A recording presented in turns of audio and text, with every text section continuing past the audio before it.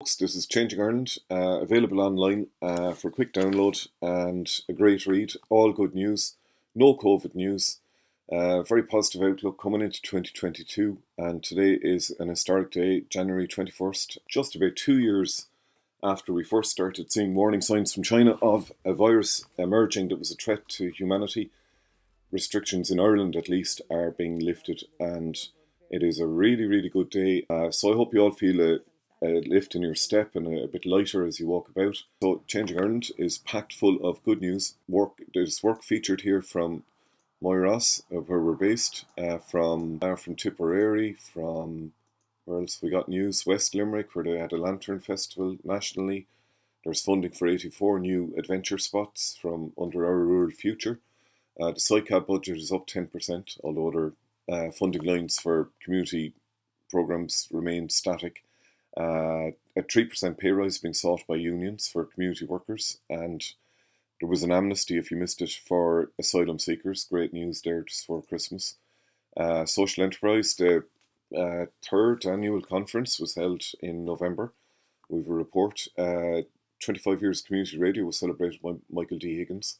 PROG has a new chairperson, Rosarie Mannion from Leitrim, who says you should go to Leitrim for holidays and visit and outdoors, etc. In Westmeath, in Mullingar, John Ball swears by Toos. He says his head was gone, and you can read all about how Toos was a life-saving programme for him.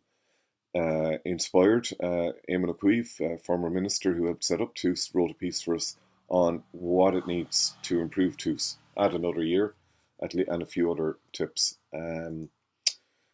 We've Tidy Town's results, they were out a while ago, but Mullingar is among them, and that's thanks to John from Mullingar and his CE and TOOS workers under the guidance of Westmeath Community Development. So well done to everyone in Mullingar and in Tidy Towns nationally. O'Devany Gardens, 17 years after the first plans were announced, well, children have grown up and become parents themselves. The community has been decimated. Rita Fagan from Inchicore says it shows the importance of having strong community development in communities to stand up when regeneration comes knocking. Moving on, we've got smart villages, well, and a guide to why they're important, why it's worth getting training, and climate action is important to communities. So there's 5 million for community groups with ideas for climate action. That's a fair sizable chunk. 2.6 million also for town centre first plans. Towns and villages kind of benefited from the pandemic, and it's good to see money invested in that way. The government has agreed to make permanent a measure brought in during the pandemic to give survivors of domestic violence access to rent supplement without needing to be means tested. This means people suffering domestic violence can leave the home faster and with greater support. Refugees are welcome in Cape Clear Island. The island is ready for families from Syria this year. We profile Olive McCarthy and interview her. She works with the Centre for Cooperative Studies in UCC.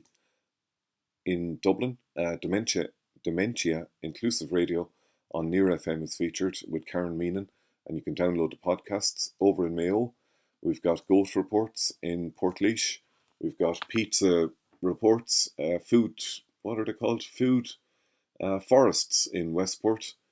The OECD's Rural Conference this year is to be held in Ireland, probably live, not online now, which is great. You've got 300,000 bulbs were planted, which are about to spring forth nationwide thanks to local development companies, and the bees are going to be delighted. Early good news on the childcare sector. Early years pay is set to improve. At the same time, the childcare scheme still doesn't match fully the needs of communities, and that's addressed. One great thing about Westmeath Community Development, well, you'll just have to read to find out why you should walk the Camino, and that's a wrap, folks. Changing Ireland, the current edition, is in Dublin with SpeedPack, but you can get it in advance online. It's actually delayed because SpeedPack had to prioritise the HSE sending out of antigen packs nationwide, including to this household. But we're emerging from COVID, and in this household, our young boy turned out he's clear. So good news day, and the magazine here is packed with good news coming into the start of 2022. Hope you enjoy. Give us a shout if you have a story yourself in mind. Editor@changingireland.ie is the email.